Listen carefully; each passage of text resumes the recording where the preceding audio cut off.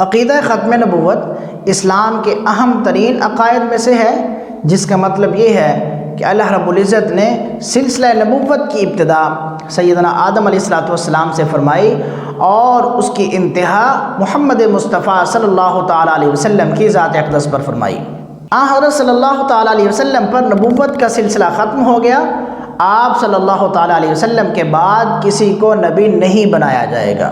البتہ حضرت عیسیٰ علیہ السلام قرب قیامت میں ضرور نازل ہوں گے، لیکن رسول اللہ صلی اللہ تعالیٰ علیہ وسلم کی شریعت پر ہوں گے۔ اس لیے نزول عیسیٰ سے رسول اللہ صلی اللہ تعالیٰ علیہ وسلم کے خاتم النبیین ہونے پر کوئی فرق نہیں پڑتا، کیونکہ ایک تو حضرت عیسیٰ علیہ السلام شریعت محمدیہ پر ہوں گے، دوسرے اس کے علاوہ حضرت عیسیٰ علیہ السلام کو تو رسول اللہ صلی اللہ تعالیٰ علیہ وسلم سے پہلے پیغمبر بنا کر بھیجا جا چکا تھا۔ اللہ پاک نے خود قرآن مقدس میں ختم نبوت کا اعلان فرمایا ہے، ما کان محمد ابا احد من رجالکم ولکن رسول اللہ وخاتم النبیین۔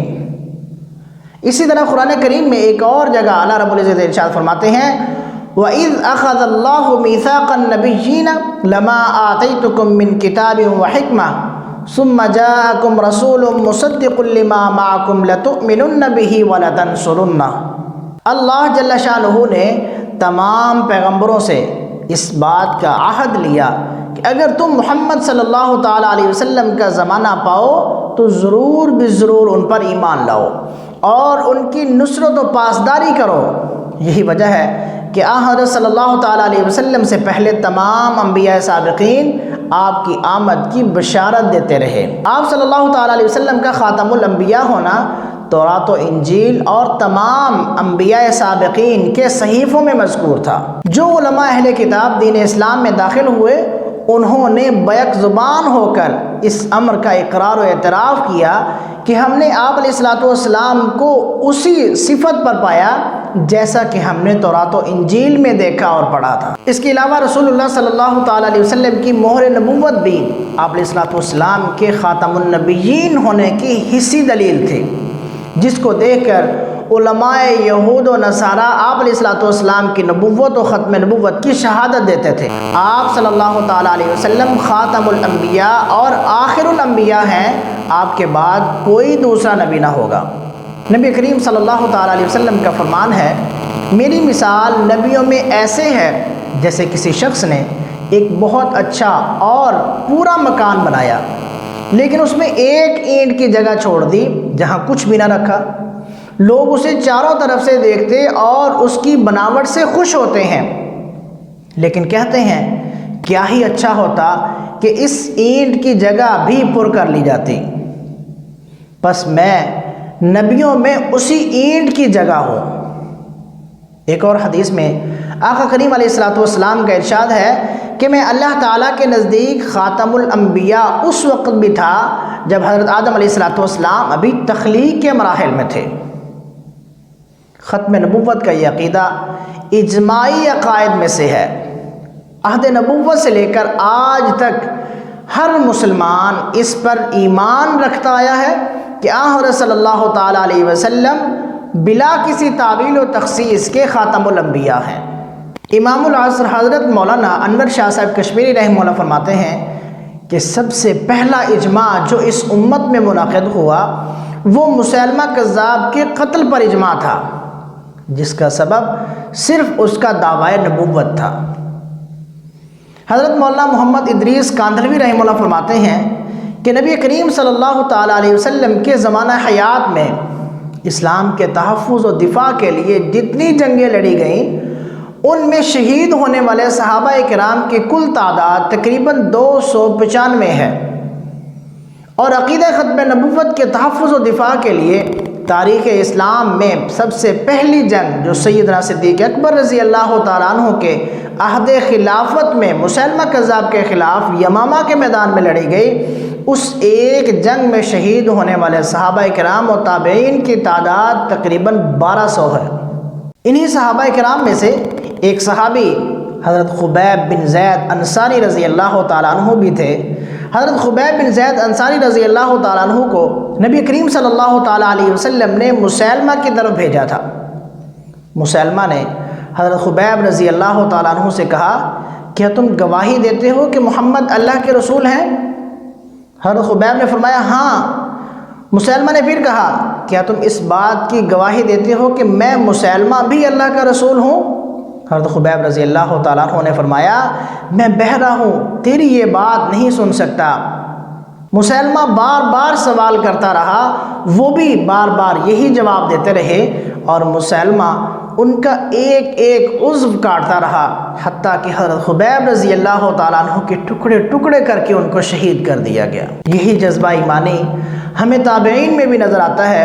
نبی کریم صلی اللہ تعالیٰ علیہ وسلم کے آخری وقت میں یمن میں نبوت کا جھوٹا دعوے دار اسود عنسی پیدا ہوا، جو لوگوں کو اپنی جھوٹی نبوت پر ایمان لانے کے لیے مجبور کیا کرتا۔ اسی دوران اس نے حضرت ابو مسلم خولانی رحمہ اللہ کو پیغام بھیج کر اپنے پاس بلایا اور اپنی نبوت پر ایمان لانے کی دعوت دی۔ حضرت ابو مسلم خولانی رحمہ اللہ نے صاف صاف انکار فرما دیا۔ اس پر اسود عنسی نے خوفناک آگ دہکائی اور حضرت ابو مسلم رحمہ اللہ کو اس آگ میں ڈال دیا، لیکن اللہ پاک نے اپنی قدرت سے ان کے لیے آگ کو بے اثر کر دیا اور وہ اس سے صحیح سلامت واپس نکل آئے۔ یہ واقعہ اتنا عجیب تھا کہ اسود عنسی اور اس کے رفقاء پر ہیبت طاری ہو گئی، اور اسود کے ساتھیوں نے اسے مشورہ دیا کہ اسے جلا وطن کر دو، ورنہ خطرہ ہے کہ اس کی وجہ سے تمہارے پیروکار بھی اسلام قبول کر لیں گے۔ چنانچہ حضرت ابو مسلم خولانی رحمہ اللہ کو یمن سے جلا وطن کر دیا گیا۔ جب یہ وہاں سے چلتے ہوئے مدینہ منورہ میں پہنچے تو معلوم ہوا آفتاب رسالت تو روپوش ہو چکے ہیں، حضرت صلی اللہ تعالیٰ علیہ وسلم وصال فرما چکے ہیں، اور حضرت ابوبکر صدیق رضی اللہ تعالیٰ عنہ خلیفہ وقت ہیں۔ انہوں نے اپنی اونٹنی مسجد نبوی کے دروازے کے پاس بٹھائی اور اندر آ کر ایک ستون کے پیچھے نماز پڑھنا شروع کر دی۔ وہاں حضرت عمر رضی اللہ تعالیٰ عنہ موجود تھے۔ انہوں نے اجنبی مسافر کو دیکھا تو ان کے پاس آئے اور پوچھا آپ کہاں سے آئے ہیں؟ جواب دیا یمن سے۔ حضرت عمر نے فوراً پوچھا اللہ کے دشمن اسود عنسی نے ہمارے ایک دوست کو آگ میں ڈال دیا تھا اور آگ نے ان پر کوئی اثر نہیں کیا تھا، بعد میں ان کے ساتھ اسود نے کیا سلوک کیا؟ حضرت ابو مسلم خولانی رحمہ اللہ نے فرمایا ان کا نام عبداللہ بن ثوب ہے۔ اتنی دیر میں حضرت عمر رضی اللہ تعالیٰ عنہ کی فراست کام کر چکی تھی۔ فرمایا میں آپ کو قسم دے کر پوچھتا ہوں، سچ سچ بتائیے کہ آپ وہی صاحب ہیں؟ حضرت ابو مسلم خولانی رحمہ اللہ فرمانے لگے جی ہاں۔ حضرت عمر نے یہ سن کر فرط مسرت و محبت سے ان کی پیشانی کو بوسہ دیا اور انہیں حضرت صدیق اکبر رضی اللہ تعالیٰ عنہ کی خدمت میں لے کر حاضر ہوئے۔ حضرت صدیق اکبر رضی اللہ تعالیٰ عنہ نے انہیں بٹھایا اور فرمایا اللہ تعالیٰ کا شکر ہے جس نے مجھے موت سے پہلے اس شخص کی زیارت کروا دی جس کے ساتھ اللہ پاک نے حضرت ابراہیم خلیل اللہ جیسا معاملہ فرمایا۔ عزیزان من، یہ تو دور صحابہ و تابعین کے دو بزرگوں کے اجمالی جذبہ کی ایک ہلکی سی جھلک تھی، ورنہ تاریخ اٹھا کر دیکھیے تو معلوم ہوگا کہ کسی بھی دور میں امت مسلمہ نے اس اہم ترین مسئلے میں کسی قسم کے تساہل، سستی اور غفلت کا مظاہرہ کبھی نہیں کیا۔ یہی وجہ ہے کہ کسی بھی دور میں ختم نبوت کے عقیدے سے مسلمانوں کو متزلزل کرنے کی کوشش کامیاب نہ ہو سکی۔ ایک تو مسلمانوں کی صفوں میں شامل ناسور اس عقیدے پر نقب لگانے کی کوشش ہر دور میں کرتے رہے، دوسرے عالم کفر نے بھی ہمیشہ ایسے عناصر کی پشت پناہی کی۔ مسلمانوں کو یہ بات سمجھ لینا چاہیے کہ جو کوئی بھی نبی کریم صلی اللہ تعالیٰ علیہ وسلم کی ختم نبوت کا انکار کرتا ہے یا اس کی کوئی ایسی تعبیر و تشریح کرتا ہے جو امت مسلمہ کے متفقہ عقیدے سے ٹکراتی ہے، یا کسی بھی ولی، پیر، غوث، قطب، ابدال کو منصب نبوت پر کلی، جزوی، ذلی یا بروزی غرض کسی بھی انداز میں بٹھانے کی کوشش کرتا ہے تو وہ مسلمان نہیں، مرتد و زندیق ہے اور مسلمانوں کے ایمان کا ڈاکو ہے۔